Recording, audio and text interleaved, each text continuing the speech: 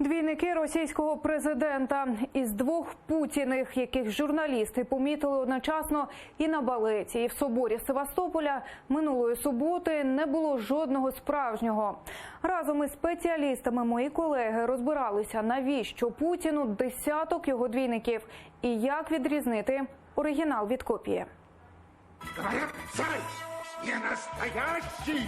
Путіна минулої суботи у Криму не було. У Володимирському соборі Херсонесу і на балеті були різні люди, і серед них не було справжнього російського керманича Володимира Путіна.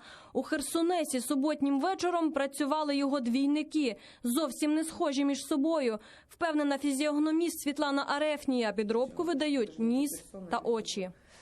Глаза изменить нельзя, и здесь очень явно видно, что они маленькие, что они узкие.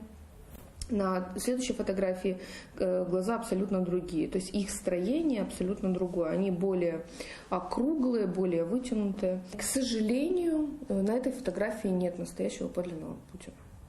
Великі круглі очі і маленьке підборіддя – такі риси обличчя має справжній Володимир Путін. Він зник із поля зору ще на початку 2000-х. Тоді російські спецслужби почали вводити в гру двійників Путіна. Поступово, аби росіяни звикли до підробки. У ФСБ є Путіни на всі випадки життя.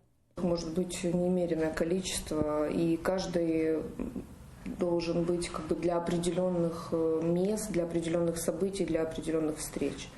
Потому что все-таки где-то приходится проявлять свой интеллект, да, какие-то политические навыки и так далее. Вот. Поэтому для каждого мероприятия, я думаю, свой Путин. Ціла команда двійників потрібна російському президенту, щоб він почував себе у безпеці, вважає політтехнолог Андрій Заблоцький. Звичка заводити собі двійників залишилася лише в авторитарних державах. Каддафі, Саддам Хусейн, Бен Ладен, Кім Чен Ін – для них питання власної безпеки перетворилось на параною, тому на живі свої копії грошей вони не шкодували. Я уверен, что у Каддафи были двойники. То есть у всех лидеров такого типа, у Ким Чен Ына наверняка есть двойники. То есть у всех лидеров такого типа, которые застряли немножко в середине прошлого века, конечно же, есть двойники. У лидеров, которые ротируются раз в 4 года, у них небольшой даже объем времени для разведения цыплят. Тему путінських двійників у пресі і в мережі почали обговорювати не випадково, вважає Андрій Заблоцький. Конфуз із двома президентами у Херсонесі спецслужби спланували заздалегідь, аби фігура Путіна не зникала із українського медіапростору. Тетяна Солій, Нікіта Проскурін, Заман, АТР.